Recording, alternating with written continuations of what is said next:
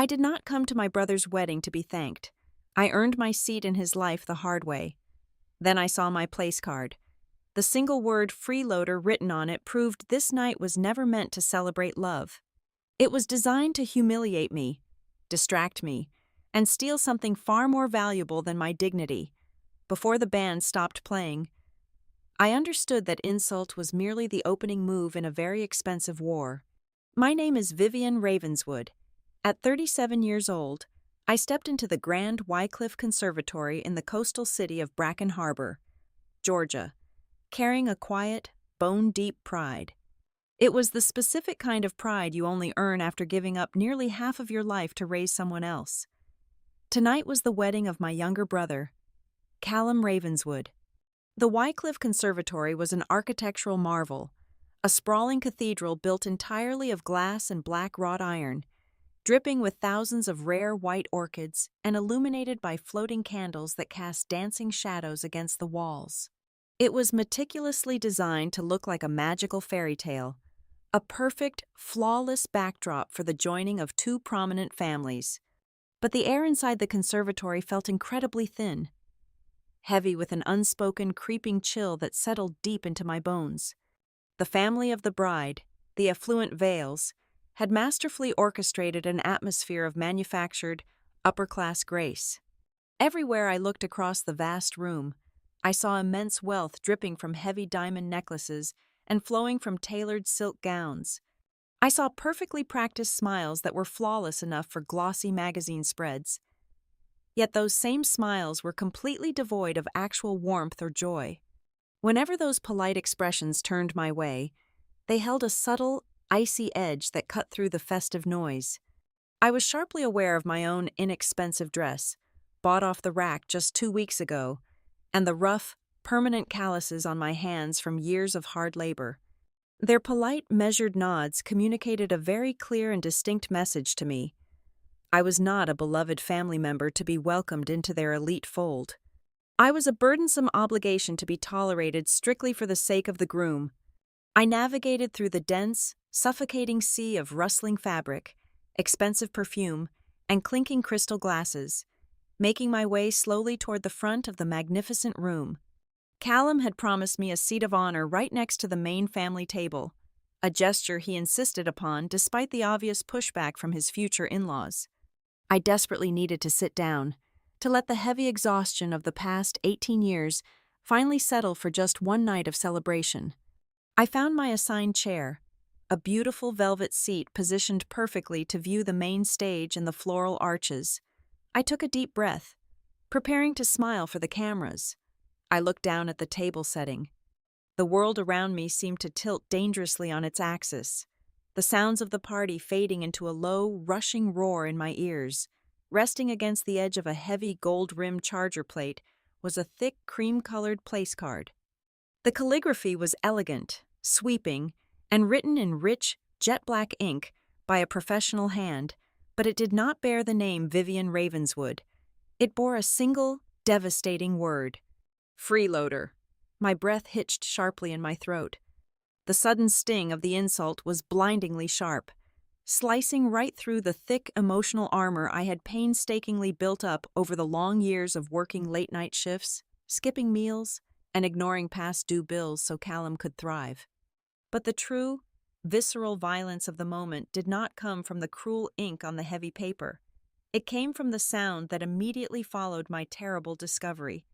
To my immediate right, a tight cluster of the bride's relatives leaned in toward each other, their eyes fixed hungrily on my face.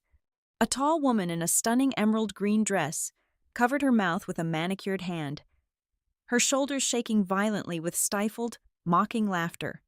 A silver-haired man standing beside her chuckled openly, raising his crystal champagne flute in a mock toast to their little group. They knew. The realization hit me like a physical, bruising blow to the ribs.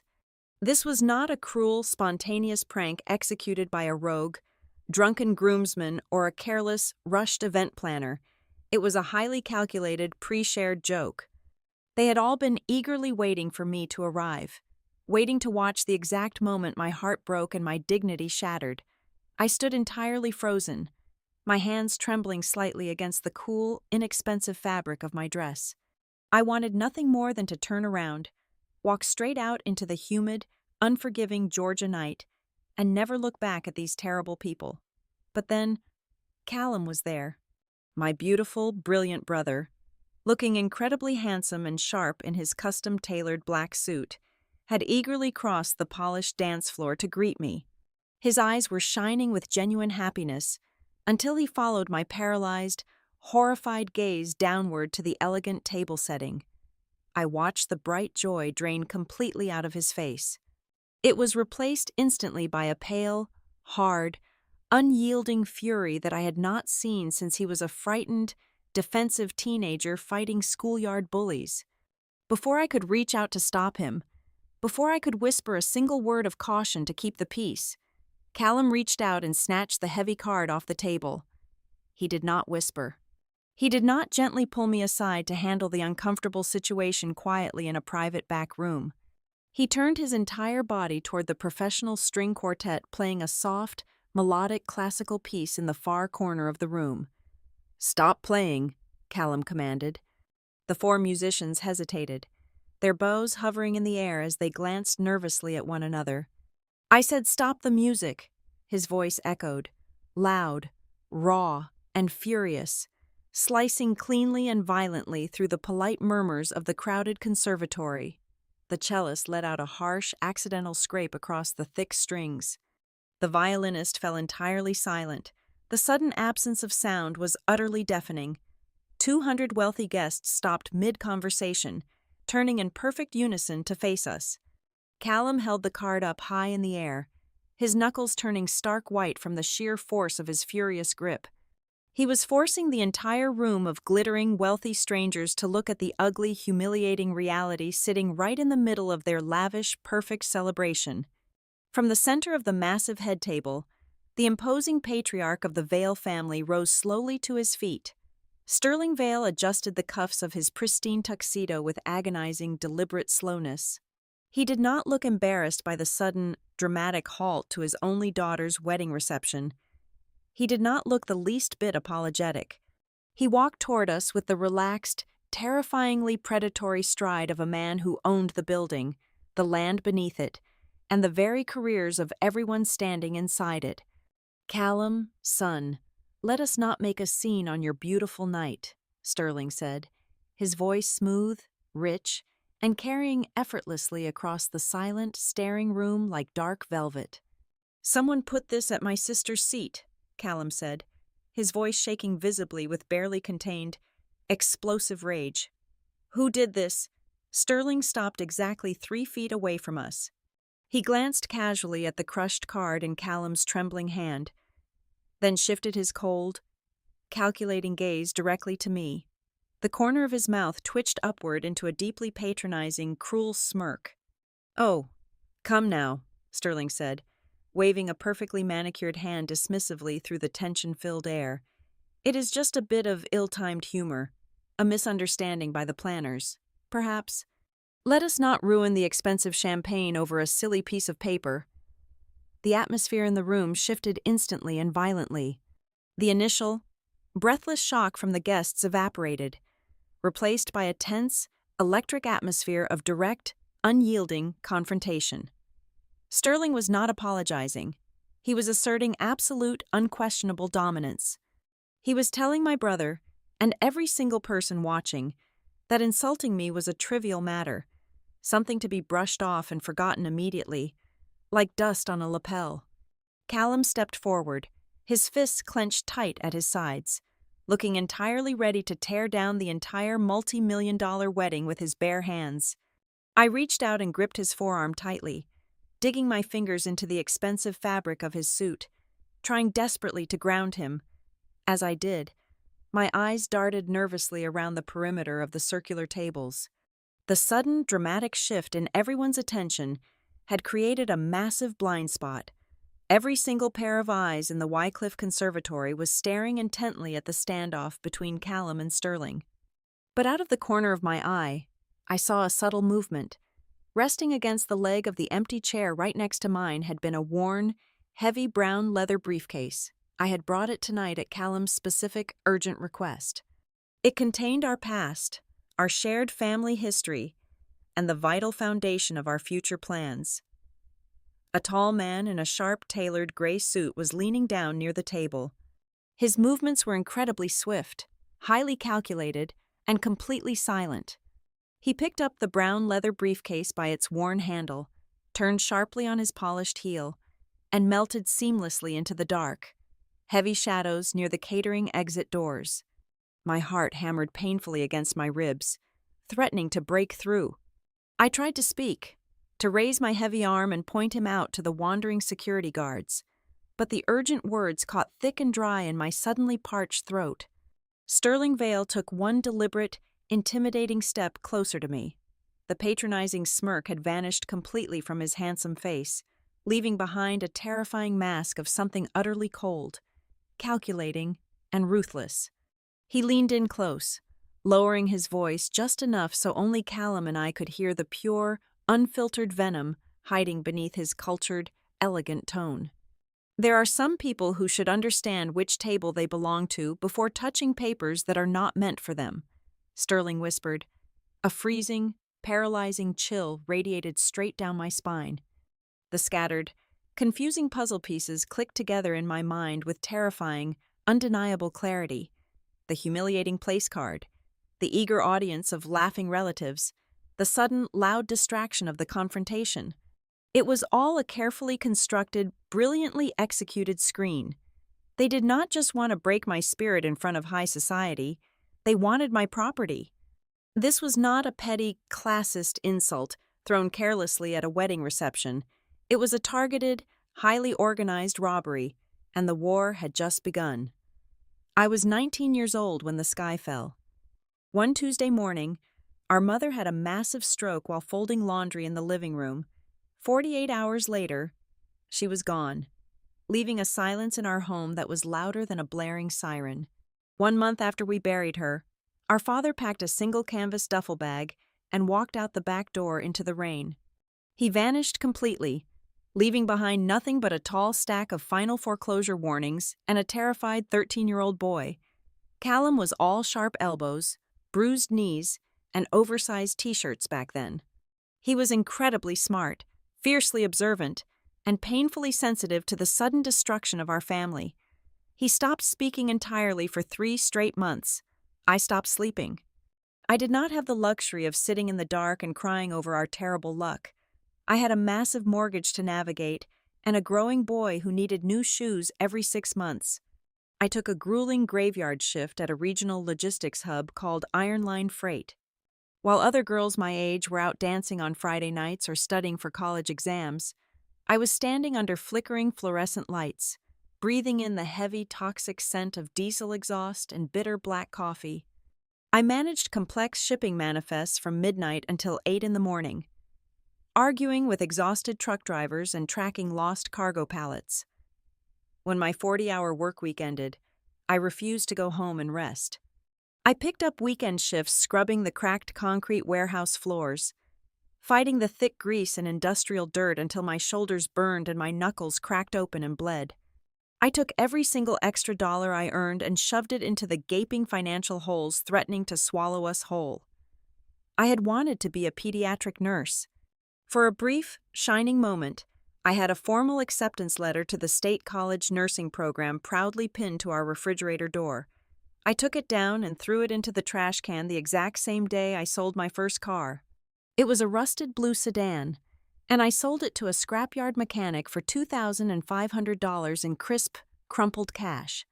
I handed that money straight to the electric company to keep our lights on, and I used the remainder to buy Callum the specialized, high-end drafting software he desperately needed for his advanced design classes. I actively intercepted the bright pink past due utility notices before he could ever see them, hiding them at the absolute bottom of my work purse. I absorbed the crushing daily panic so he could absorb his textbooks. He needed to go to an elite design school. He needed to escape the heavy, suffocating gravity of poverty that was trying to pull us both under the dirt. We managed to hold on to the only inheritance we had left, a sprawling, drafty old Victorian home we affectionately called Marigold House. It was falling apart. The roof leaked terribly in the spring, and the floorboards groaned loudly under every footstep, but it was ours. More importantly, it was the beating heart of our childhood. Every Sunday afternoon, rain or shine, our late grandmother used to open the heavy peeling oak front doors to the entire neighborhood. She baked cheap sugar cookies and taught the forgotten kids from the struggling blocks down our street how to read. She sat on a faded floral rug, patiently pointing at words in worn-out library books, giving them a quiet, safe sanctuary away from the police sirens and the shouting matches outside. That beautiful, selfless spirit lingered in the dusty air of the house long after she passed away. Because of her memory, I spent my rare, quiet midnights sitting at our scratched kitchen table, mapping out a secret, ambitious dream. I called it the Lantern Rooms. I spent years drawing up clumsy, amateur business plans to legally transform the ground floor of Marigold House into a free community reading room and a creative vocational workshop for underprivileged teenagers. I wanted to give kids who grew up hungry and scared, kids exactly like Callum and me, a dedicated place to learn practical trade skills, graphic design, and basic carpentry.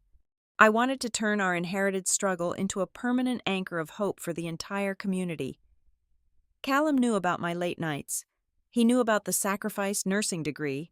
He never once looked at me as a burden, and he certainly never viewed my endless physical labor as something he was simply entitled to receive. Whenever he won a prestigious design award, whenever he earned a new merit scholarship, he would drive straight to the industrial freight yard and slide the framed certificate across the greasy dispatch counter. "This has your name on it, too," he would tell me firmly, completely ignoring the strange looks from the burly dock workers standing around us. "I am only standing up because you are holding the ground steady." He swore to me on the day he graduated college that if he ever made it into the bright lights, if he ever reached the absolute peak of his professional career, I would be sitting right there in the front row, holding the absolute seat of honor. He built his brilliant success on the broken foundation of my youth, and he honored that foundation every single day of his life. That deep, unshakable loyalty was exactly why I had the heavy leather briefcase with me tonight. Just 3 days ago, Callum had called me on the phone, his voice buzzing with nervous, electric excitement. "Bring the old Marigold House deeds to the wedding," he had insisted over the phone. "Bring the original blueprints, the trust papers, and everything grandmother left in the safe. As soon as the honeymoon is over, you and I are sitting down with the city council. We are making the Lantern Rooms real. I have the professional network now. I can get the grant funding. We are going to build your dream." I had packed those fragile, yellowing legal documents into that heavy brown leather briefcase with shaking, reverent hands. I had guarded it fiercely on the long flight from home. I had placed it carefully against the leg of my chair in this beautiful, toxic glass room, and now it was gone. The crushing realization hit me with the violent force of a speeding freight train. The breathless, mocking laughter of the wealthy relatives, the perfectly timed cruelty of the handwritten place card. Sterling Vale standing tall and unyielding while delivering his smooth velvet threats. I stared at the empty space on the polished marble floor, where the leather handle had been resting just moments ago. I pictured the tall man in the gray suit, slipping silently away into the dark shadows near the catering exit. The insult was never the actual weapon, it was merely a tactical flashbang. It was a loud, ugly, emotionally devastating distraction specifically designed to keep my brother and me entirely focused on our wounded pride and our blazing anger.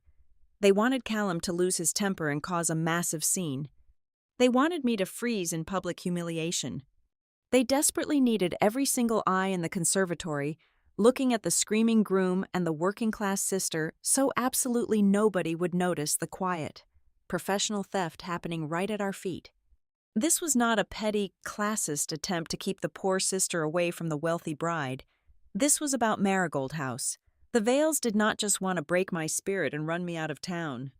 They wanted to erase everything I had built, steal the property that anchored my family, and ensure that the supposed freeloader had absolutely nothing left to her name. The entire grand multi-million-dollar wedding was nothing more than a spectacular cover for a corporate heist. "Apologize to her," Callum said. His voice did not echo with a chaotic yell, but rather carried the lethal measured weight of a heavy stone dropping into a dark well. "Look my sister in the eye, Sterling, and apologize to her in front of every single person standing in this room." The ensuing silence was so profound, I could hear the faint, erratic buzzing of a trapped moth beating its wings against the glass ceiling high above us. Sterling Vale did not flinch. He did not break eye contact with my brother. Instead, he let out a low, smooth chuckle. It was a rich, perfectly practiced sound, utterly devoid of actual humor, designed to immediately establish his absolute superiority over the situation. "Callum, son," Sterling began, his tone dripping with a terrifying paternal patience. "Let us not allow the natural anxieties of your particular background to color this magnificent, joyous evening. We fully understand it is a deeply stressful transition for those who are wholly unaccustomed to our circles. A certain heightened sensitivity, a tendency to view shadows as monsters, is completely to be expected from your side of the aisle. However, these dramatic public outbursts are, quite frankly, unseemly for a man of your newly elevated station." Sterling's velvet-wrapped condescension was masterful. He effortlessly weaponized polite concern, painting my brother as an unstable, ungrateful charity case, and me as the fragile, out-of-place burden who could not handle a high society joke. Around us, the whispers shifted. The wealthy crowd began to nod in subtle agreement with their patriarch, the tension transforming into a collective, judging stare directed solely at us. Callum took a sharp step forward, his jaw tight enough to crack his teeth. I felt the dangerous, coiled energy radiating from his muscles. He was a fraction of a second away from flipping the massive crystal centerpiece across the polished marble floor and burning the entire reception to the ground. Before he could move, Colette Vale glided into the narrow space between them. The mother of the bride wore a gown of spun silver and a smile made of absolute, terrifying frost. She placed a delicate, diamond-laden hand gently on my brother's tense arm. "Vivian, my dear," Colette purred, turning her chilling, unblinking gaze toward me. Her tone dripped with weaponized pity. "It is painfully clear that the sensory overwhelm of such an opulent evening is simply too much for your nervous system to manage. We would be more than happy to arrange a private town car to take you back to your lodgings right now. We all just want to keep the night beautiful, do we not? It would be best for everyone if you rested quietly." She was evicting me. She was throwing me out of my only brother's wedding under the flawless guise of maternal concern. Callum pulled his arm back from her touch, his eyes burning with fierce resolve. "If she leaves, I leave," Callum said, his voice carrying absolute finality. I turned to Alara in desperation. My new sister-in-law stood entirely frozen beside the towering, 5-tiered wedding cake. She wore a custom silk gown that cost more than I made in 2 entire years of breaking my back at the freight yard. I waited for her to step forward. I waited for her to defend the man she had just sworn to love and protect, or at least to condemn the cruel, orchestrated theatrics of her parents. But Alara did not move. She clutched her bouquet of white roses so tightly her knuckles turned pale, and she dropped her gaze firmly to the floor. She did not explicitly side with her parents, but she absolutely refused to stand with her husband. In that suffocating moment, her cowardly, paralyzed silence felt vastly more dangerous than Sterling's spoken insults. It revealed a fatal, pre-existing crack in the foundation of Callum's new life. Sterling saw the exact moment my brother registered his bride's inaction. The older man seized the psychological advantage instantly, stepping forward to close the distance. "Callum, you are a remarkably bright boy," Sterling said, lowering his voice into a tone of quiet, lethal instruction. "Your new position at Astor Key Studio begins on Monday morning. They are expecting brilliant, groundbreaking designs from their new senior partner.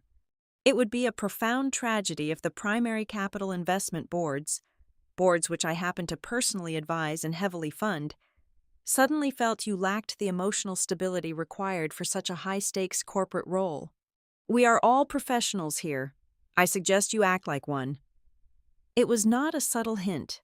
It was a naked, brutal threat. Sterling was holding a razor-sharp knife directly to the throat of Callum's entire future career.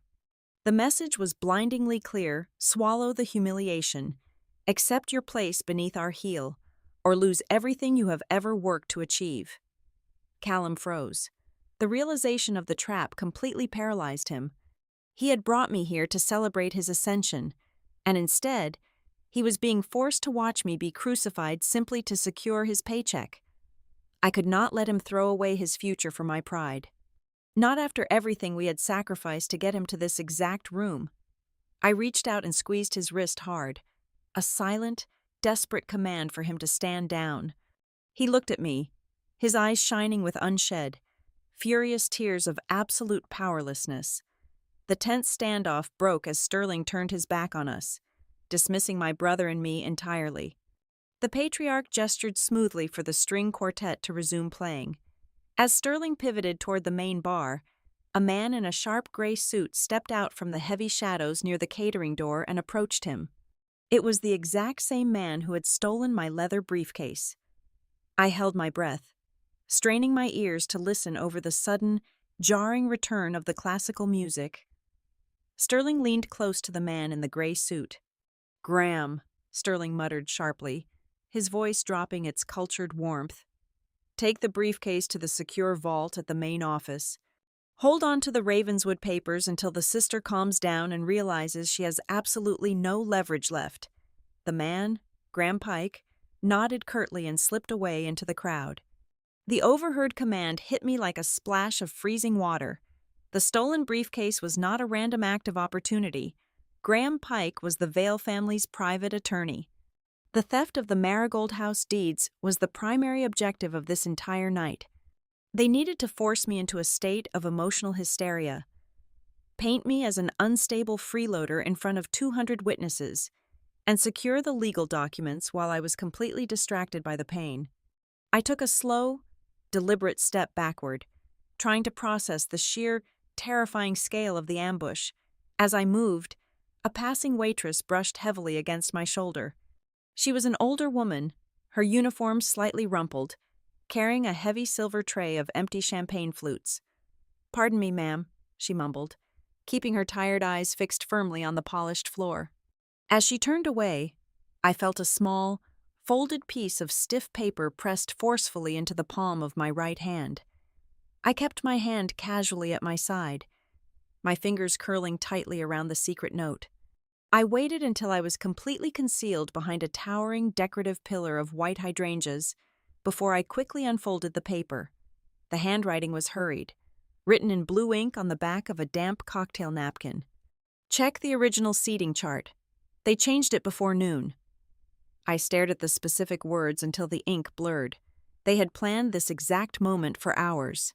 The grand wedding reception continued around me, a swirling, glittering masquerade of absolute falsehood. On the surface, the wealthy guests had returned to their polite laughter and their expensive, sparkling drinks.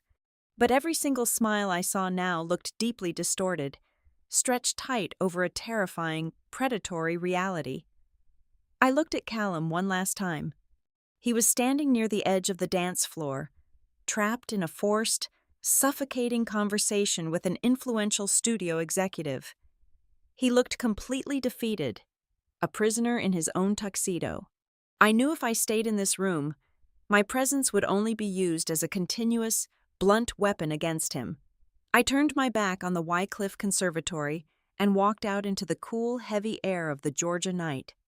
The physical sting of the public humiliation burned fiercely in my chest, a hot ember of shame and anger, but beneath that immediate pain, a cold, sharp clarity began to take root in my mind. I walked down the long, sweeping driveway, knowing with absolute, terrifying certainty that when the sun rose tomorrow morning, the real violence was going to begin. The digital clock on the cheap motel nightstand read exactly 6 in the morning when my phone vibrated against the cracked laminate wood. I had not slept a single minute. The abrasive hum of the highway outside my window provided a terrible soundtrack to a night spent staring at the ceiling, analyzing every terrible second of the reception. I picked up the phone. The caller ID showed my brother's name. "He did it," Callum said. His voice sounded entirely hollow, stripped of all the vibrant energy he possessed just 24 hours ago. I sat up on the stiff mattress, pushing my tangled hair out of my face. What exactly did he do? "I just received an automated email from the Human Resources Department at Astor Key Studio," Callum replied, the words scraping out of his throat. "My official appointment to the senior creative partner position has been temporarily suspended. The board is taking time to review my long-term suitability for the brand. They locked me out of my company portal. Vivian. The security credentials I was given yesterday afternoon are completely dead." A cold, heavy rock settled deep in my stomach. Before I could formulate a comforting response, a secondary notification chimed loudly against my ear. It was a high-priority alert from my own email inbox. I pulled the phone away and opened the message. The sender was the executive director of the Harbor Renewal Council. I read the brief, sterile text out loud to the empty motel room. "We regret to inform you that the community grant application for the Lantern Rooms project is suspended indefinitely. The review board has recently received alarming information prompting severe concerns regarding the financial stability and legal reliability of the primary applicant." I dropped the phone onto the worn blanket. Sterling Vale had not simply insulted my pride at a party. The ugly scene at the wedding was a calculated smokescreen to mask a dual assassination. He was actively destroying both of our futures simultaneously before we even had a chance to eat breakfast. He was cutting off Callum's prestigious income and incinerating my community project in one swift, coordinated strike. My phone buzzed again. This time, it was a text message from an unregistered number. I opened the application and found 3 high-resolution photographs attached, followed by a long paragraph of text. "My name is Bianca Rowe," the message read. "I am the junior assistant to the lead wedding planner. I saw what happened last night. I think you need to see these. Please do not tell anyone I sent them to you, or I will lose my job." I tapped on the first image. It was a digital photograph of a glossy, color-coded spreadsheet. It was the master seating chart for the Wycliffe Conservatory reception. Time-stamped at 9 in the morning on the day of the wedding, I zoomed in on the head table section. Right next to Callum, in a prime seat bordering the elaborate display of family heritage photographs, was the name Vivian Ravenswood, printed in bold letters. I swiped to the next image. This was a revised chart, time-stamped just 3 hours before the guests arrived. My name had been violently struck through with a red digital marker. I had been relocated to a dark, cramped corner table situated right next to the swinging kitchen doors. Bianca's text continued below the photos. Graham Pike cornered our team while the florists were setting up the centerpieces. He handed us the new card with the awful word on it. He specifically ordered us to place it at the back table. He said it was an inside joke approved by the bride's mother. I also saw him lingering near your chair during the big argument. He was the one who collected a misplaced brown leather briefcase and carried it out to the side exit while everyone was distracted. The puzzle pieces locked together with a sickening, audible click in my mind. The Vale family attorney had orchestrated the entire humiliation at the direct behest of his employers. They knew exactly where the documents were, and they manufactured a chaotic, loud diversion to steal them cleanly. An hour later, I sat across from Callum in a dingy diner located halfway between my motel and the city center. He wore a wrinkled gray hooded sweatshirt, looking completely foreign to the polished groom from the night before. He stared blankly into his black coffee. "I gave them the weapon," Callum confessed quietly, his hands shaking slightly as he gripped the thick porcelain mug. 2 weeks ago, Sterling took Alara and me out for an incredibly expensive dinner to celebrate my new job. We drank 2 bottles of very old wine. I was so excited. Vivian, I was so proud of what we were going to build. I pitched the entire concept of the Lantern Rooms to him. I told him all about Marigold House, about how you and I were going to restore it into a community center to honor our grandmother. I thought I was sharing a beautiful family dream with my new father-in-law. I closed my eyes, absorbing the brutal reality of his words. You did not know, Callum. You thought you were talking to family. I handed him the exact location of our only asset, Callum whispered, his voice cracking with immense guilt. I did not know they operated like predatory sharks. I did not know they could look at a charity project for poor kids and see nothing but unexploited real estate to devour. My phone vibrated violently against the sticky diner table. The caller ID flashed brightly. It was Alara. Callum stared at the flashing screen, his jaw tightening, but he did not reach for it. I picked it up and accepted the call. Vivian, Alara said. Her voice was thin, high-pitched, and trembling with nervous energy. Please do not hang up. I am so incredibly sorry about the horrifying scene last night. I am driving right now. We need to meet privately for coffee. I can explain everything my parents did. I can make this right. I looked at my brother, then looked out the greasy diner window at the passing traffic. I did not raise my voice. I kept my tone perfectly flat, devoid of any reassuring warmth or sudden anger. I only have one question for you, Alara, I said smoothly. Did you know they needed my signature? The line went dead quiet. I listened to the faint, static hum of the cellular connection.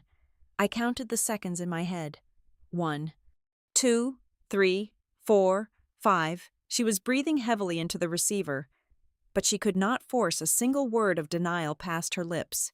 Her prolonged silence was the loudest, most damning confession she could have possibly made. She might not have known about the cruel place card, and she might not have approved of the public ambush, but she absolutely knew her father was targeting the deeds to Marigold House.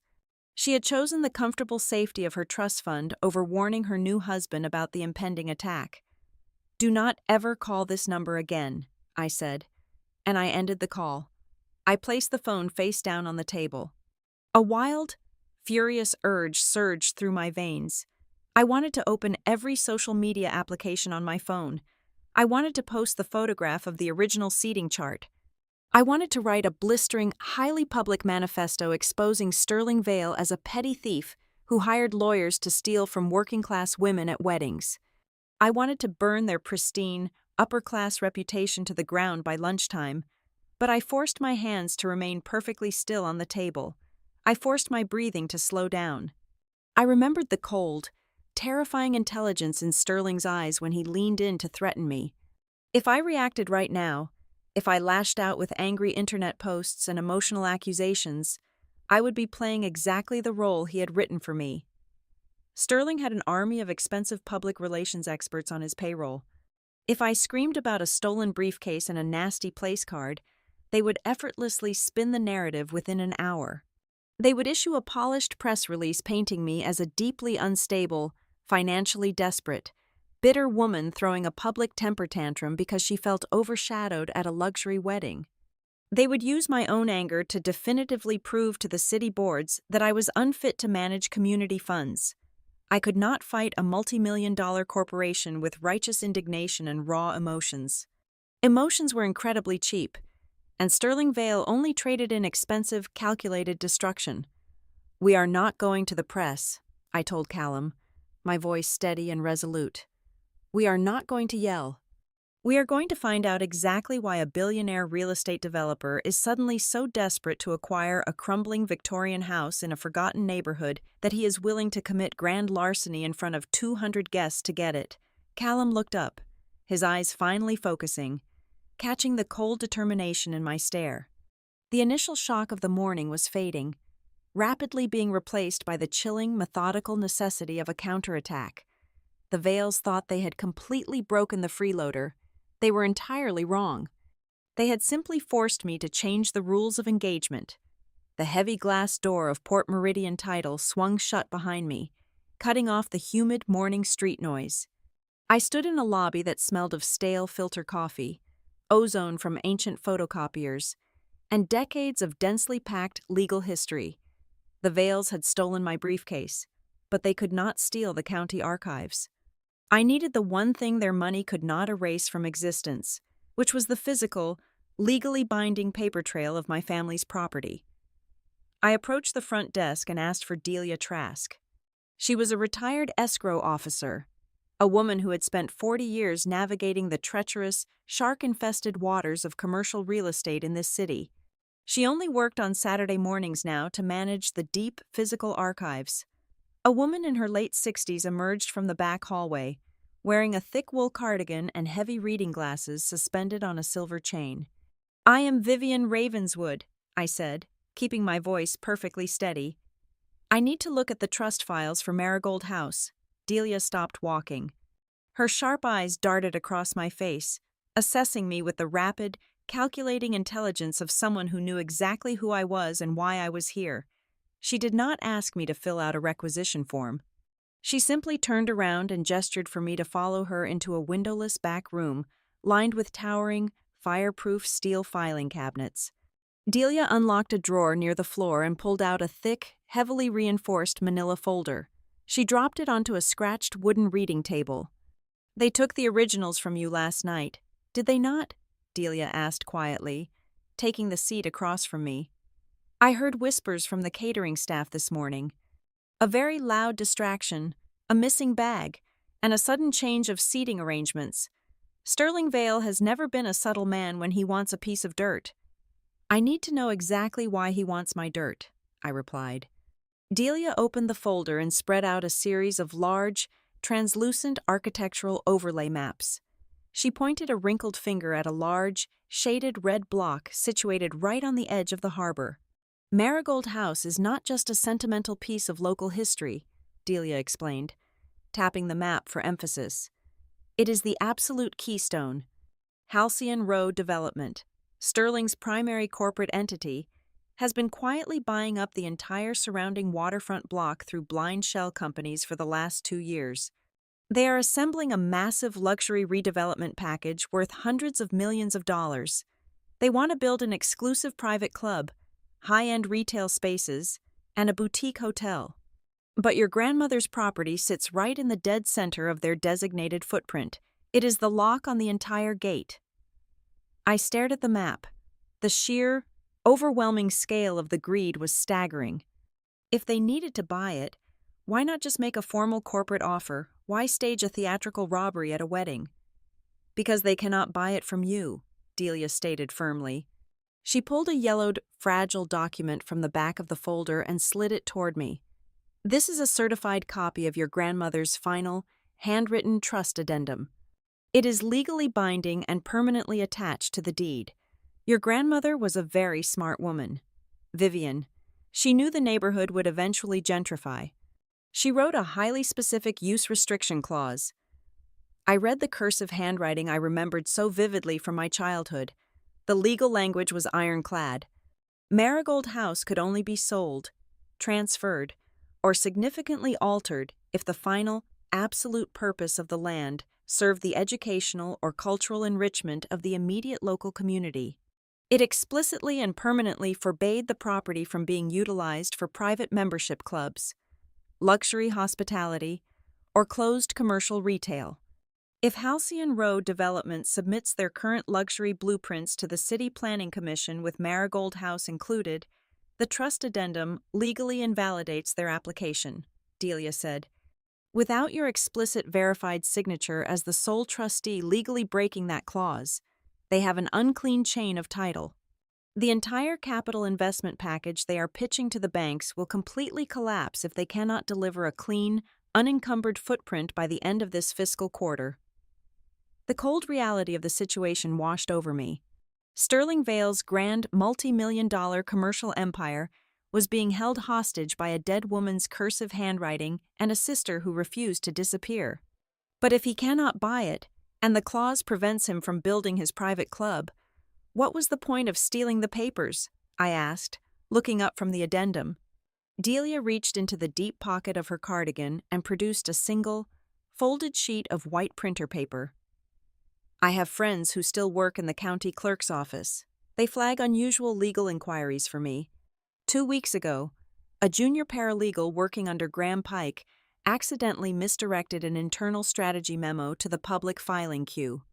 It was deleted within 5 minutes, but my friend printed a hard copy. She handed me the paper. I read the sterile, clinical legal jargon. It was a step-by-step blueprint for a hostile legal takeover. Graham Pike was meticulously building a comprehensive court petition to have me entirely stripped of my trustee status. The strategy relied heavily on proving that I was mentally unstable, emotionally volatile, and completely financially dependent on my younger brother. They were going to argue to a judge that I lacked the basic competence to manage a valuable trust. When I finished reading the last paragraph, the complete, horrifying architecture of the trap finally became visible. The insulting place card was never a joke. It was a carefully documented provocation. It was the first solid brick in a massive, highly coordinated smear campaign. They wanted me to scream and throw a public tantrum in front of 200 wealthy, influential witnesses. They wanted to officially brand me as an unstable freeloader. That was why they sabotaged my community grant application this morning, ensuring the city council viewed me as a financial liability. That was why they suspended Callum's job, ensuring I could not rely on his income, forcing me into a corner of desperate poverty. If I tried to fight them in a preservation court later, Graham Pike would simply present the carefully curated evidence. He would show the judge a bitter, unemployed, financially desperate woman who threw a hysterical fit at a high society wedding and was now seeking petty revenge against her brother's wealthy in-laws. No judge would trust me to manage a community asset. They would forcefully dissolve the trust, hand the property over to Callum as the next of kin, and Sterling would easily manipulate Callum into signing the land away. I sat back in the hard wooden chair, the breath completely knocked out of my lungs by the sheer, cold-blooded efficiency of the law. They were not just stealing my house. They were systematically dismantling my entire identity to justify the theft. "There is one more thing you need to know," Delia said. Her voice dropped to a barely audible whisper, carrying the heavy weight of a terrible secret. 3 months ago, a very nervous young woman came into this exact office. She wore a heavy coat and oversized sunglasses, but I recognized her from the society pages in the local newspaper. It was Alara Vale. My hands gripped the edge of the wooden table. Alara came here. She asked me a series of very specific, hypothetical questions regarding the Marigold House deed and the process of challenging an irrevocable trust, Delia confirmed. Her eyes filled with a quiet sympathy. She accidentally saw one of her father's architectural models in his home office. She saw your grandmother's house replaced by a glass hotel lobby. She knew exactly what he was targeting long before the wedding invitations were even printed. The diner conversation from an hour ago flashed violently through my mind. Alara's long, suffocating silence on the phone when I asked if she knew about the signature.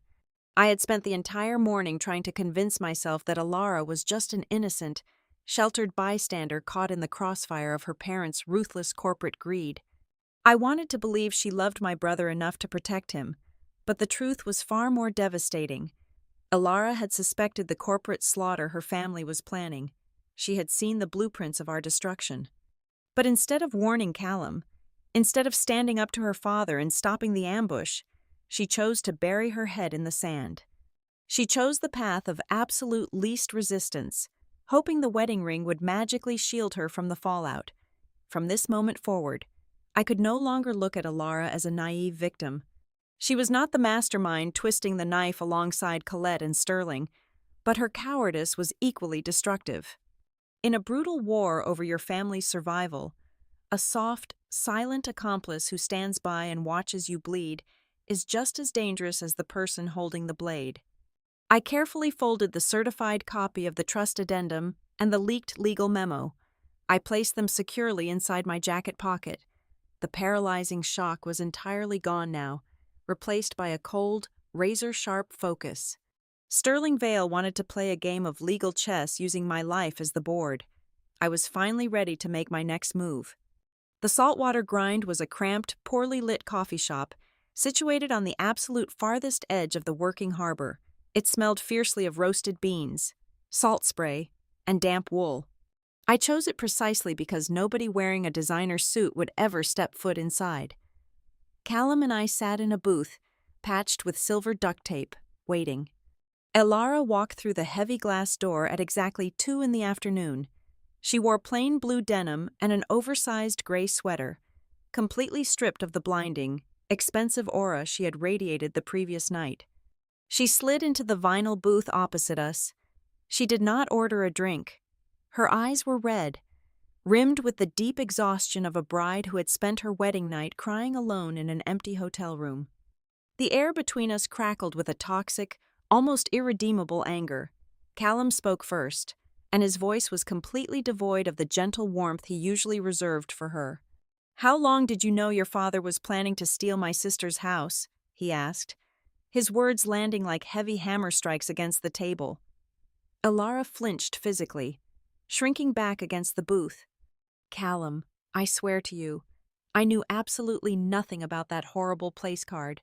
I did not know they were going to humiliate Vivian. I did not know about the missing briefcase until you called me this morning." "That was not his question," I interjected smoothly, keeping my tone entirely flat. "Did you know he was targeting Marigold House?" Elara dropped her gaze to the scratched table. "Yes, I saw an architectural model in his private study 2 months ago. It had a massive boutique hotel sitting right where your grandmother's property is located. I asked him about it. He told me it was just a preliminary concept and that he planned to offer you an incredibly generous financial settlement after the honeymoon. I truly believed he was just going to negotiate a fair buyout. I never imagined he would orchestrate a public humiliation." Callum let out a harsh, bitter laugh that held no humor. "So you saw a lethal threat pointed directly at my family, and you chose to say absolutely nothing. You hoped the wedding vows would magically fix everything. You prioritized the peace and quiet of your perfect fairy tale reception over my sister's safety." "I was terrified," Elara whispered, a single tear cutting a path down her pale cheek. "If I confronted him, he would have canceled the wedding. He would have destroyed your career before it even started. I thought I was protecting us." Callum slammed his hand flat against the table, rattling the ceramic coffee cups. He began to slide out of the booth, ready to walk away and sever the marriage entirely. He was drowning in his own righteous fury, desperate to make a clean break from the betrayal. I reached across the table and grabbed his wrist, locking his arm in place. "Sit down," I commanded sharply. "Anger is incredibly easy right now. Callum, it is also entirely useless. We do not need a beautiful, dramatic tantrum. We need a weapon. And right now, she is the only person who can give us the internal layout of the enemy." Callum hesitated, his jaw tight, but he slowly slid back into the booth. I turned my attention back to the weeping bride. I did not offer her any comfort. I offered her a tactical assessment. "If you want to survive this table, Elara, your tears need to stop immediately," I said. "You were a soft, silent accomplice. You let them build a trap. But we are the ones sitting inside it now, and we are going to dismantle it from the inside out." Before Elara could respond, my phone vibrated violently against the wood. It was a new message alert. I opened it and found an encrypted audio file. The sender was an anonymous number, but the attached text message read simply, "From Nora. I cannot stomach this anymore." Nora Vale was Elara's quiet, introverted cousin. She had spent the entire rehearsal dinner sitting silently in the corner, holding her phone. I pressed play and pushed my device to the center of the table. The audio quality was muffled, clearly recorded from inside a purse or a pocket, but the voices were unmistakable. It was the clinking of heavy crystal glasses and the low murmur of a private dining room. Then, Sterling Vale's smooth, arrogant baritone cut clearly through the background noise. "You are overthinking the Ravenswood woman," Sterling's recorded voice echoed from the small speaker. "You do not negotiate with people who operate from a place of desperate poverty. You break them instantly. A severe, highly public embarrassment is always vastly cheaper than a protracted legal negotiation. By the time we serve the cake, she will be too hysterical to even realize we took the paperwork." Elara covered her mouth with both hands, her eyes wide with absolute horror. Hearing the cold, calculated malice spoken aloud by her own father completely shattered the last remaining illusions she harbored about her family. My phone chimed a second time. It was another message from Bianca, the junior wedding planner. This time, she sent a series of high-resolution screenshots from a private group messaging application used by the event coordination team. I angled the screen so Callum and Alara could both read the glowing text. Client Colette Vale requested an immediate seating adjustment. The first text from the lead planner read, "Move the groom's sister to table 48 near the kitchen doors. Also, discard her printed name card. The mother of the bride has provided a handwritten replacement. The new card reads, Freeloader. Do exactly as she asks, or we lose the entire Halcyon Row corporate account." "My mother," Alara choked out, her voice trembling with sheer disgust. "She looked right at you last night and offered to call you a car, acting like she was saving you." "They are a synchronized unit," I said, locking my phone and sliding it back into my pocket. "Sterling handles the financial theft, and Colette handles the psychological destruction." Callum ran his hands roughly through his hair, a profound, crushing guilt washing over his features. He looked at me, his eyes full of a sickening realization. "I gave them the loaded gun. Vivian," he confessed, his voice dropping to a harsh whisper. "A month ago, I stayed late at the Astor Key studio office. I drafted a comprehensive, 40-page architectural and business proposal for Marigold House. I designed it to function as a community reading center, with you listed explicitly as the primary co-director. I detailed the structural integrity of the foundation and mapped out the exact zoning loopholes we could utilize for an educational charity." He swallowed hard, fighting back the bile in his throat. "I printed it out and left it bound on my desk. Astor Key is heavily funded by your father's development firm, Alara. He must have had his executives sweep my office the minute I mentioned the neighborhood at dinner. They did not just steal my idea. They took my exact blueprints, stripped out all the charity elements, and reverse-engineered my own labor into a commercial pitch for their private club." The sheer scale of the violation hung heavily in the stale air of the coffee shop. They had taken Callum's profound love for our family and weaponized it into the very instrument of our ruin. Alara sat perfectly still for a long moment. The weeping had stopped entirely. The naive, frightened bride who had walked into the cafe was gone. In her place sat a woman who had finally been forced to look at the absolute bottom of her own privileged existence. She pulled her expensive smartphone from her pocket and dialed a number. She put it on speakerphone and placed it on the table. "Vale Family Trust Management. How may I direct your call?" A crisp professional voice answered. "This is Alara Vale," she said, her tone suddenly mirroring the cold, unyielding steel of her parents. "I need you to immediately halt all automatic transfers to my personal checking accounts. I want my primary trust fund frozen, and I want the security access codes to the downtown penthouse completely revoked. I am vacating the premises permanently.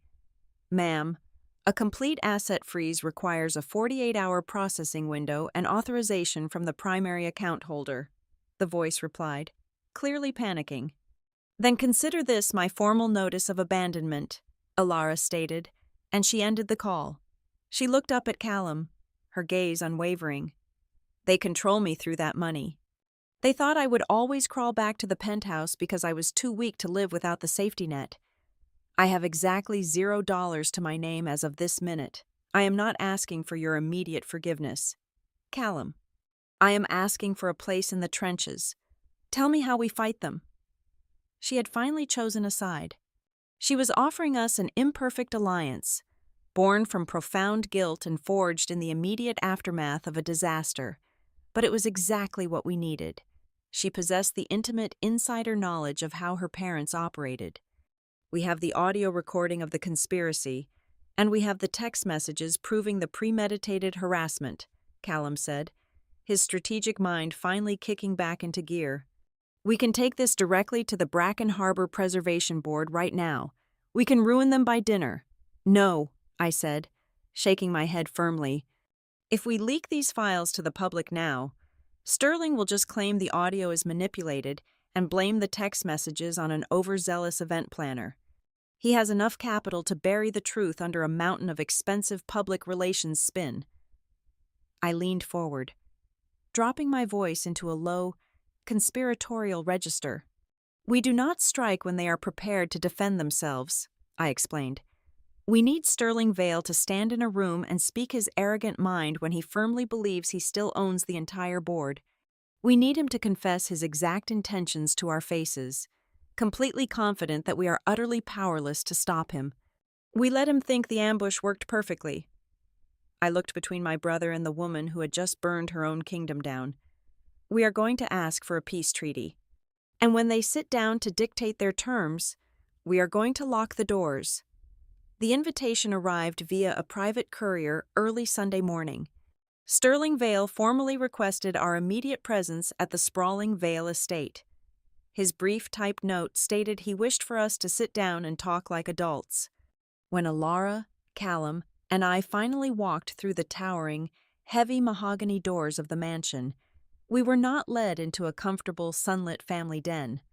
We were escorted by private security into a vast, aggressively sterile reception room that felt vastly more like a corporate boardroom prepared for a hostile corporate takeover than a safe space for familial reconciliation. The air in the room was heavily filtered and chilled, stripping away any trace of natural warmth. The antique, dark wood furniture was arranged in sharp, confrontational angles. Sterling sat squarely behind a massive, polished glass desk, looking entirely relaxed and utterly dangerous. Colette was perched delicately on a stiff velvet sofa across the room, her posture rigid and perfect. Graham Pike, the sharply dressed attorney and the architect of the theft, stood silently like a loyal guard dog by the floor-to-ceiling windows. I did not waste a single second on polite pleasantries or emotional grievances. I sat perfectly straight in a high-backed leather chair, folded my calloused hands in my lap, and laid out my terms with absolute, mechanical precision. I have 4 very simple, non-negotiable requirements, I stated, locking my eyes directly onto Sterling. First, you will return my leather briefcase and every single original document inside it by 3 o'clock this afternoon. Second, you will completely cancel the smear campaign and immediately retract the damaging financial statements you forwarded to the Harbor Renewal Council. Third, you will provide a formal, written apology. Finally, you will permanently withdraw Halcyon Row development from any commercial interest in Marigold House. Graham Pike stepped away from the window. He pulled a thick, neatly bound stack of legal documents from his own expensive briefcase and slid them precisely across the sleek glass desk until they rested directly in front of me.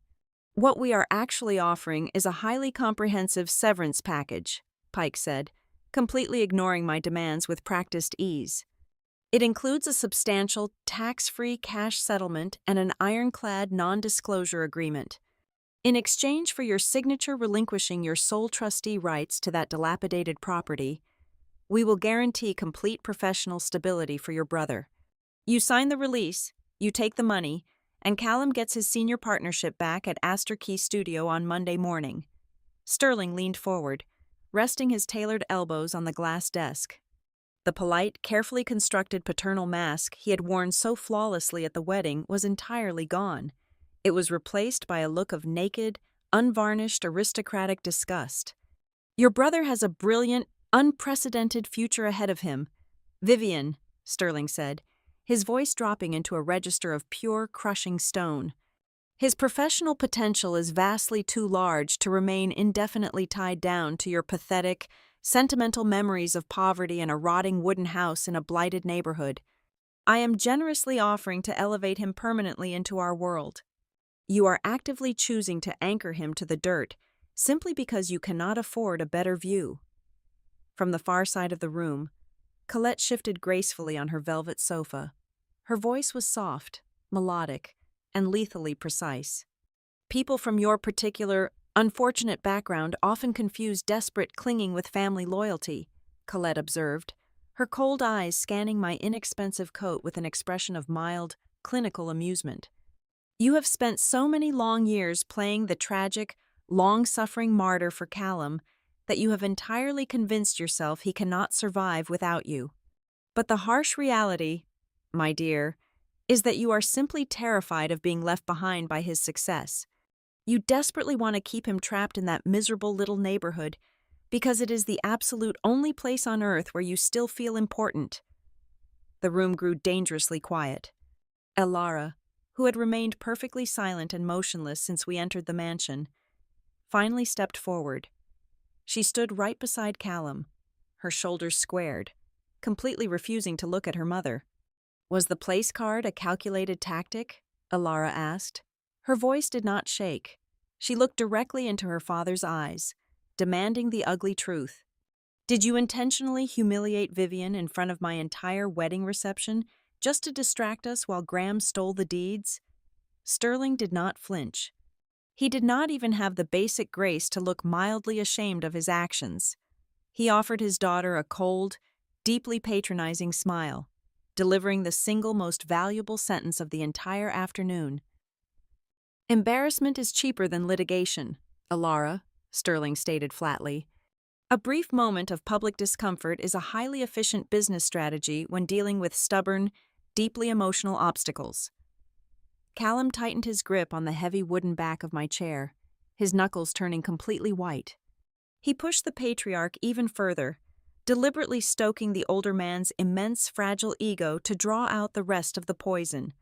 So you openly admit you manufactured the entire humiliating scene just to steal my architectural designs and secure a cheap land grab for your company? Callum challenged, his tone dripping with absolute, blistering disrespect. Sterling's eyes narrowed dangerously. His patience, already stretched incredibly thin by our defiant presence, finally snapped. I secured the future of my own investments, boy, Sterling snapped, slamming his open hand hard against the thick glass desk. And if you continue to test my generosity today, I will personally ensure that absolutely no design firm operating anywhere within the Halcyon Row Capital Network will ever dare to look at your resume. I own the boardrooms you are desperately trying to enter. I can erase your entire career and your reputation with a single phone call. We had the thread on tape, assuming Elara's phone was still secretly recording inside her coat pocket exactly as we had planned. But I needed the final, most crucial piece of the puzzle spoken aloud in clear, undeniable English. I pushed further. If you just needed the physical land to build your project, why go through the elaborate, cruel trouble of painting me specifically as a freeloader? I asked, forcing my voice to sound genuinely confused and emotionally defeated. Why ruin my charity application this morning? Why commit to such an extreme public character assassination? Sterling sighed heavily, looking at me as if I were a particularly slow, dense child who fundamentally failed to grasp basic mathematics. Because a clean title transfer requires the sole trustee to be considered legally and financially sound, Sterling confessed with chilling, terrifying casualness. By Monday morning, my legal team will present a compelling, fully documented case to a preservation judge proving you are wildly unstable, completely dependent on your brother's income, and utterly unfit to manage a valuable family trust. We urgently needed you to look like a desperate, erratic liability before we enter the final closing phase for the land acquisition. We simply provided the stage, and you gave us the exact hysterical performance we required to finalize the paperwork. It was everything we needed. It was the complete, undeniable confession of a highly coordinated corporate conspiracy, spoken freely in a room they believed they entirely controlled. I stood up smoothly, adjusting the front of my coat. Callum and Elara mirrored my movement in perfect, silent unison. Keep your cash settlement, Graham, I said to the lawyer, my voice returning to its original, icy calm. We are done talking today. We turned our backs on the patriarch and walked toward the heavy mahogany doors. But right before Callum could turn the polished brass handle, Colette's melodic voice drifted across the sterile room, carrying a final, terrifying piece of information aimed directly at my back. Do try to be sensible before the weekend arrives, Vivian, Colette advised cheerfully, her tone dripping with venomous triumph. In exactly 48 hours, We are hosting our highly anticipated post-wedding philanthropic gala back at the Wycliffe Conservatory. We have explicitly invited the mayor, the entire city council, and our primary capital investors. Sterling will be officially announcing the groundbreaking for our newest luxury project, right on top of Marigold House. It would be a terrible, embarrassing shame if you stubbornly forced us to finalize your complete financial ruin right before the champagne toast. We walked out of the massive mansion and back into the bright, unforgiving daylight of the driveway. Sterling and Colette truly believed they had just given us an impossible, crushing deadline to surrender. They completely failed to realize they had just handed us the exact time and location of their own spectacular execution. At exactly 8 o'clock on Monday morning, I stood before the chief clerk at the Bracken Harbor Preservation Court. I did not bring anger, and I did not bring tears. I brought a meticulously prepared emergency petition for an immediate injunction. My legal grounds were explicit and thoroughly documented severe risk of trust abuse, malicious interference, and premeditated document tampering by Halcyon Row Development. Because the property involved a heritage-listed neighborhood, the presiding judge granted a temporary ironclad freeze on any deed transfers or commercial rezoning applications within the hour. The land beneath Marigold House was placed under an immediate legal freeze. While I secured the courts, Delia Trask executed the financial counteroffensive with ruthless, surgical precision. She did not just file the certified copies of my grandmother's trust addendum and the clean title chain with the slow-moving county clerk. She systematically bypassed the Vale's entire legal quarantine. Delia couriered the heavily verified, stamped documents directly to the senior risk assessment officers at the 3 major investment banks currently funding Sterling's massive waterfront project. For good measure, she also sent hard copies to the independent legal counsel of the Bracken Harbor Heritage Committee. Sterling could no longer strangle the truth inside his own private boardroom. The absolute illegality of his proposed commercial footprint, blocked entirely by my grandmother's educational use restriction clause, was now sitting directly on the mahogany desks of the men who controlled his capital flow. We needed to soften the ground before the main public assault. Bianca Rowe, risking her entire event planning career, securely transferred the digital photographs of the original seating chart and the subsequent red-lined alterations to a notoriously sharp local society columnist. The resulting article was published early Tuesday morning. It did not name the families directly, but the blind item was utterly devastating in its precision. It vividly described a prominent, newly joined real estate dynasty utilizing a lavish greenhouse wedding to orchestrate a cruel, classist humiliation against a working-class relative, complete with loud whispers of stolen legal property. It was not enough evidence to trigger a formal police investigation, but it generated a thick, suffocating cloud of aristocratic suspicion precisely 48 hours before the grand gala. Back in my cramped motel room, Alara sat under the harsh overhead light and recorded a high-definition video on her mobile phone. She looked directly into the camera lens, completely devoid of expensive makeup, and took absolute, unvarnished responsibility for her cowardly silence. She detailed her prior knowledge of the architectural models and explicitly outlined her father's predatory intent toward my family's estate. When she finished recording the devastating confession, she immediately tried to post it to her massive social media following. I reached out and caught her wrist, stopping her thumb from pressing the upload button. We were not going to waste a lethal weapon on a random Tuesday afternoon. We needed to deploy her confession at the exact moment Sterling felt entirely invincible. Callum played his specific part flawlessly. He swallowed his blazing pride, picked up his phone, and called Sterling Vale. My brother pitched his voice perfectly to project total, crushing defeat. He apologized profusely for his emotional, aggressive outburst at the private estate. He told the patriarch he desperately needed his senior partnership back and that he would obediently attend the upcoming philanthropic gala as an honored guest of the Vale family. Sterling bought the desperate performance completely. The billionaire arrogantly believed his heavy-handed financial pressure had effectively broken the idealistic young architect. He believed Callum had finally learned the ruthless, unspoken rules of their world. We had the financial motive, we had the legal lock, and we had the internal family confession. But we still desperately needed irrefutable, visual proof of the physical theft itself. This is where Nora Vale proved her ultimate tactical worth. Using her high-level family security clearance and a substantial cash bribe, she acquired the raw, unedited security camera footage from the Wycliffe Conservatory's central control room. We crowded around the small motel table and watched the silent, high-definition video play on a laptop screen. The sweeping camera angle from the upper botanical balcony provided a perfect, unobstructed view of the head table during the exact moment Callum commanded the string quartet to stop playing. We watched Graham Pike slip seamlessly through the highly distracted, whispering crowd, casually pick up my heavy brown leather briefcase, and disappear quickly through the shadowed service corridor. But the encrypted digital files contained an even more toxic, inescapable revelation. Nora had also pulled the security footage from 2 hours prior to the reception.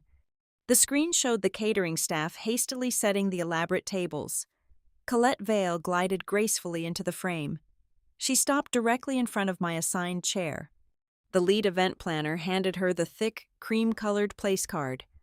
Colette put on her designer reading glasses, inspected the cruel, handwritten insult closely, and gave a sharp, incredibly satisfied nod of absolute approval before personally watching the waitress place the card against the gold charger plate. That single, captured nod completely annihilated any potential legal defense they had left. Sterling could never throw Graham Pike or a rogue event planner under the proverbial bus to save his wife's pristine reputation. Colette was caught permanently on tape orchestrating the psychological violence with her own 2 hands. The glossy, embossed invitations for the Vale family's highly anticipated post-wedding philanthropic gala proudly announced the official title of their new waterfront development. They had the sheer, unadulterated audacity to name the project the Marigold Club.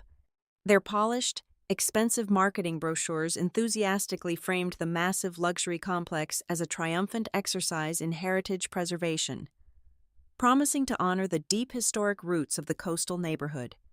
In stark reality, the blueprints were designed for an ultra-exclusive, deeply restricted private membership club specifically engineered to keep people exactly like me standing permanently outside the towering iron gates.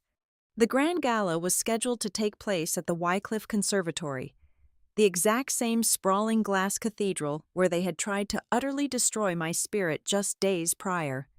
Callum asked me if we should simply hand the compiled evidence over to the local authorities and let the police arrest Sterling and Colette quietly in the comfort of their mansion. I refused the suggestion immediately. A quiet, dignified arrest would allow them to hide comfortably behind their expensive defense lawyers and their carefully managed public relations statements. They would spin the narrative, post bail, and attend expensive dinners while awaiting trial. I chose the glittering, crowded gala as our final battlefield for a very specific, personal reason. I wanted the men in the tailored suits and the women in the emerald dresses who had openly laughed at the word freeloader to be forced to watch the total, catastrophic collapse of the Vale Empire from the absolute front row. I wanted them to feel the glass shattering right above their heads. The morning of the gala brought a heavy, suffocating humidity that made the air feel thick and difficult to breathe. I stood by the cracked window of my motel room, watching Callum adjust the stiff collar of a rented black tuxedo. The nervous energy radiating from his body was palpable, a stark contrast to the quiet, methodical planning we had engaged in for the past 2 days. "I have to go in early," Callum said, finally turning to face me. "I need to convince their private security team that I am here to completely surrender. I have to play the role of the broken, terrified son-in-law desperate to make amends with his wife's powerful family. It is the absolute only way they will allow me anywhere near the central audio and visual control booth before the primary investors begin to arrive. If they catch you manipulating the servers, they will have you arrested for corporate sabotage before the first appetizer is even served," I reminded him, keeping my voice low and steady. "They will not catch me," he replied, his jaw set with rigid determination. "I designed the entire digital presentation system for that specific venue during my internship 3 years ago. I know exactly where the blind spots are. Logically, I knew this was the exact tactical maneuver we desperately needed. But as Callum turned the brass handle and walked out into the gray daylight, a sharp, incredibly familiar ache bloomed deep in my chest. It was the ancient, terrifying fear that despite every single sacrifice I had made over the past 18 years, the story would ultimately end exactly where it began. I would be left standing completely alone in a massive room overflowing with wealthy, powerful people, ultimately abandoned by the only family I had left. I had spent nearly 2 decades wrapping my arms around him to shield him from the worst storms of our poverty. Now, I had to let him walk directly into a corporate hurricane entirely alone. The anxiety tasted like bitter copper in the back of my throat. At exactly 8 o'clock that evening, I walked back through the towering glass doors of the Wycliffe Conservatory. The visual transformation of the space was sickening. The romantic, delicate white orchids from the wedding had been violently stripped away, replaced by towering, aggressive floral arrangements of deep crimson and harsh gold. The room was a dense, loud sea of influential politicians, aggressive venture capitalists, and eager social climbers. It was a grand monument to corporate greed masquerading heavily as high society philanthropy. A sudden sharp murmur rippled through the dense crowd near the grand entrance. The guests parted like a physical wave. Ilara walked slowly down the sweeping glass staircase. My breath caught painfully in my throat. She was not wearing the muted, rebellious denim from our secret meeting at the coffee shop. She was draped in a stunning floor-length silk gown of deep sapphire blue. It was the exact signature color of the Vale family crest, the identical shade they used for their corporate logos and their private jets. She glided effortlessly across the polished marble floor toward her parents' heavily guarded VIP table, keeping her chin raised high and completely ignoring my intensely focused gaze. Whispers erupted instantly around me. The wealthy guests exchanged knowing, highly satisfied glances, universally assuming the prodigal daughter had finally come to her senses, abandoned her working-class husband, and returned to the comfortable, heavily funded safety of her parents' empire. The tension in my shoulders dialed up to a dangerous, agonizing level. A cold spike of doubt drove itself into my stomach. Had she actually broken under the immense pressure? Had she returned to her family to save herself, leaving us to burn alone? The environment was suddenly drowning in an atmosphere of suffocating suspicion. The massive crystal chandeliers above us dimmed exactly at 9 o'clock. The low roar of the crowd hushed into an expectant silence. Sterling Vale strode confidently up the carpeted steps to the main stage. He looked entirely invincible, radiating the relaxed, commanding aura of a man who firmly believed he owned the very air we were breathing. He gripped the edges of the polished mahogany podium, flashing a brilliant, practiced smile at the mayor sitting in the front row. He began to speak, and his hypocrisy was absolutely suffocating. Sterling painted himself as a visionary savior of the working class. He spoke passionately about preserving the historical integrity of Bracken Harbor, championing traditional family values, and fostering elite community spaces that would lift up the entire city. "We are not simply building a private club," Sterling proclaimed, his rich baritone echoing flawlessly through the expensive sound system. "We are actively rescuing a vital piece of our shared urban memory from the tragic clutches of neglect." He clicked a small, sleek remote in his right hand. The massive digital screen behind him illuminated the entire stage. It displayed a high-resolution, heavily edited photograph of Marigold House. The image had been artificially darkened. The shadows deepened to make the peeling paint in the old porch look like a dangerous, rotting hazard. Beneath the massive picture, bold white text read, "An abandoned asset suffering under severe, incompetent management." It was a direct, highly public strike aimed right at my throat. It was a second, perfectly calculated smear campaign designed to validate his theft to the investors. The room erupted in quiet, judging whispers. A woman to my left, wearing a diamond necklace that likely cost more than my entire life insurance policy, let out a soft, pitying sigh. Several city council members nodded in solemn agreement, while others cast skeptical, sidelong glances specifically in my direction. They were waiting for me to break. They were eagerly waiting for the unhinged freeloader to scream, to throw a hysterical fit, and to definitively prove his cruel point to the entire city. I stood perfectly still. I locked my knees, kept my expression entirely blank, and simply stared back at the billionaire on the stage. My absolute, chilling refusal to react visibly confused him for a fraction of a second, but it ultimately only fueled his towering arrogance. He smiled wider, clearly believing I was finally beaten into total, permanent submission. To truly understand the magnificent future of this historic site, one must hear directly from the brilliant young architect who will be leading our primary design team, Sterling announced, gesturing grandly toward the dark edge of the stage. Please welcome my son-in-law, Callum Ravenswood. Callum walked slowly up the carpeted steps. He looked pale, his shoulders hunched forward, perfectly projecting the image of a completely defeated, subservient employee. The entire conservatory held its collective breath. Everyone in the room fully expected him to step up to the microphone and publicly endorse the hostile corporate takeover of his own sister's legacy in exchange for his senior partnership. He stepped up to the podium. He looked out over the sea of expectant faces. He looked briefly at Alara, who was standing frozen like a beautiful sapphire statue near her mother. Finally, his eyes found mine at the very back of the crowded room. Sterling Vale is absolutely right about one thing, Callum said softly, his voice echoing cleanly in the vast glass room. To build a strong, lasting foundation, you must first completely clear away the rot. Callum did not continue his prepared speech. Instead, he reached deep into the pocket of his tuxedo trousers, pulled out a second, identical digital remote, and pressed a single button. The audio feed from Sterling's podium microphone was instantly severed, emitting a sharp, brief burst of static. The massive screen behind them flickered violently. The heavily edited, gloomy picture of Marigold House vanished into blackness. In its place, the original, color-coded wedding seating chart appeared, towering 30 feet high above the crowd, with my name clearly printed in bold letters at the head table. 2 seconds later, the massive screen split evenly down the middle.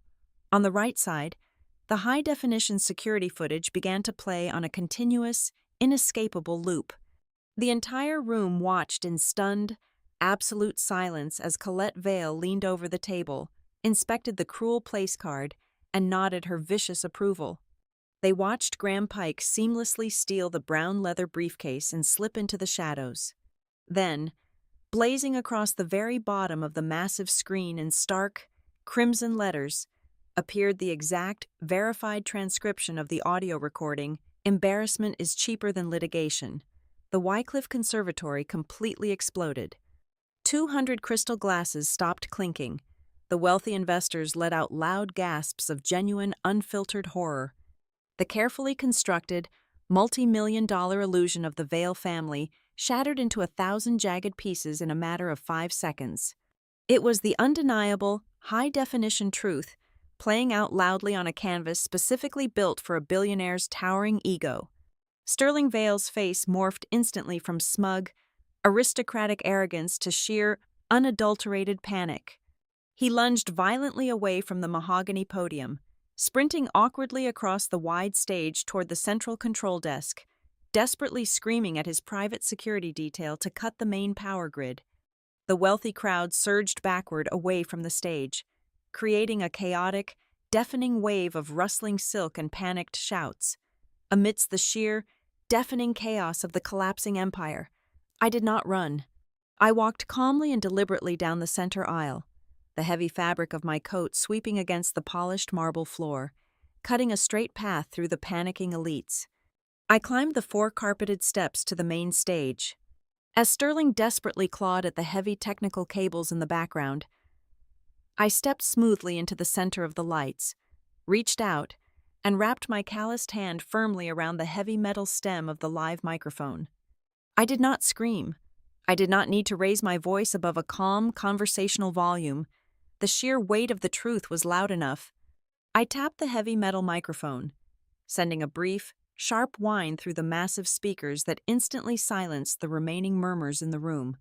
I looked down at the sea of terrified, wealthy faces and laid out the entire timeline with absolute, clinical precision.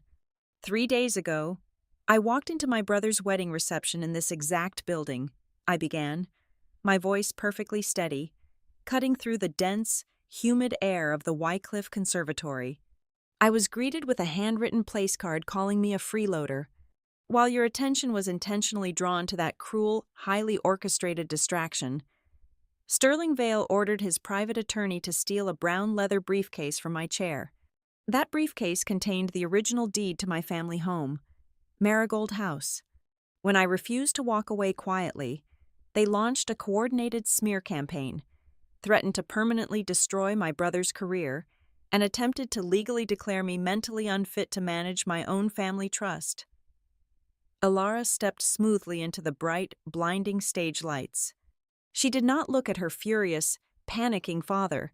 She looked directly at the lead representatives of the 3 major investment banks sitting in the front row.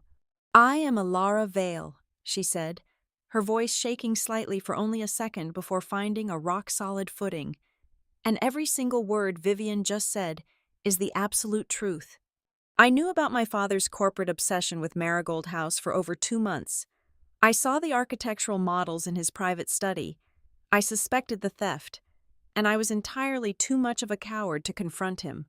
My prolonged selfish silence allowed my own family to move forward with a criminal conspiracy to steal a vital community asset just to build this private club." From the heavy oak double doors at the back of the conservatory, Delia Trask appeared. She did not look like a glittering high society guest. She looked like the inevitable executioner. She marched straight down the center aisle, holding a thick stack of heavily reinforced manila folders. She stopped directly in front of the chief loan officer for the primary investment bank. "These are certified, legally binding copies of the original trust addendum for Marigold House," Delia announced loudly, handing the heavy files directly to the stunned banker. "The property possesses a permanent, irrevocable use restriction. It can never be converted into a private commercial club or a luxury hotel. Furthermore, Vivian Ravenswood remains the sole, legally recognized trustee. Halcyon Road Development has absolutely zero legal claim to the land they are currently pitching to you." Sterling's face flushed a dangerous, mottled purple. He stepped aggressively toward me, trying desperately to salvage his rapidly crumbling empire with pure, unadulterated intimidation. "You are a bitter, pathetic woman," Sterling spat, his voice echoing harshly through the live microphone I was still holding. "You are desperately clinging to a rotting house and your ancient past sacrifices because you have absolutely nothing else to offer the world. You are trying to drag us down to your miserable level." Callum stepped smoothly between us. He did not look like a frightened, subservient employee anymore. He looked like a man who had finally reclaimed his own soul. "She has me," Callum stated with absolute, unwavering conviction. "And as of this exact second, Sterling, you have absolutely nothing. I officially resign from Astor Key Studio. I am permanently revoking all intellectual property rights to the structural designs you stole from my desk. If you attempt to build a single wall using my blueprints, I will tie your firm up in federal copyright litigation for the next 20 years. The dual threat of losing the physical land and the core architectural designs was the ultimate breaking point. Colette Vale, the woman who had meticulously orchestrated my psychological torment with an icy smile, completely fractured under the intense, public pressure.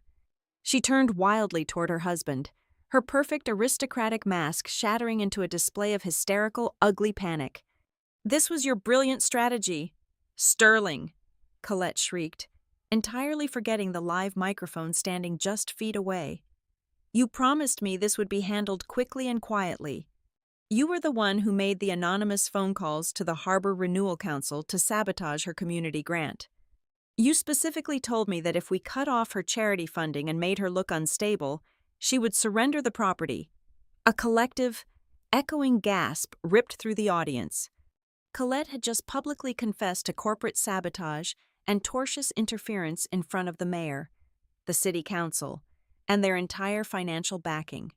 Delia Trask pulled one final, heavily stamped document from her folder and handed it up to the stage.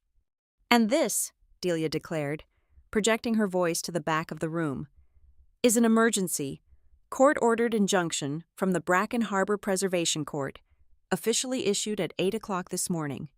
It legally freezes all commercial transactions and zoning applications related to this specific project." The lead investment banker in the front row stood up, buttoned his tailored suit jacket, and shook his head in profound, undisguised disgust. "Halcyon Row is entirely uninvestable," the banker said loudly to his surrounding associates. He turned his back on the stage and walked purposefully toward the grand exit. Like a massive concrete dam breaking, the rest of the financial backers, city officials, and corporate sponsors immediately followed suit. The wealthy guests who had openly laughed at the Freeloader card just 3 nights ago now stood perfectly silent, watching the investors flee the building. They watched the powerful board members hurriedly draft emails on their mobile phones, rapidly stripping Sterling's name from their prestigious charitable committees. In a matter of 10 agonizing minutes, the Vale family lost complete control of the magnificent glass room, exactly the way they had tried to strip my power away from me. Several weeks later, the heavy front doors of Marigold House opened wide to the neighborhood under its new, official title, the Lantern Rooms. The crumbling walls had been heavily reinforced, and the drafty windows were replaced with solid glass.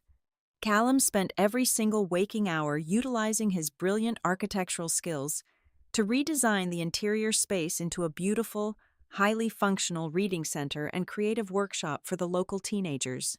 Elara did not ask for our immediate, magical forgiveness with empty tears or expensive gifts. She showed up on the very first day of renovations wearing heavy denim and thick leather work gloves. She spent her days aggressively sanding the old hardwood floors, painting the high ceilings, and quietly earning her place in our family through grueling, honest manual labor. She proved her loyalty with calluses instead of words. On the night of our grand opening, long after the neighborhood kids had gone home and the new reading lamps were turned off, I sat alone at my grandmother's old wooden desk in the main office. I opened the bottom drawer and looked at the thick, cream-colored piece of paper resting inside. I had kept the place card. The bold black ink spelling out the word Freeloader did not carry a single ounce of shame anymore. I kept it as a permanent, physical reminder. It was the ultimate proof that the exact night they tried to shrink me down to nothing was the night they forced themselves into the glaring light, completely exposing just how incredibly small they truly were. Thank you so much for listening to this story. Please let me know where you are listening from in the comments below, so we can connect and share our thoughts together. I invite you to subscribe to the Boss Revenge Stories channel, like this video, and support us further by hitting the hype button so this story can be heard by even more people.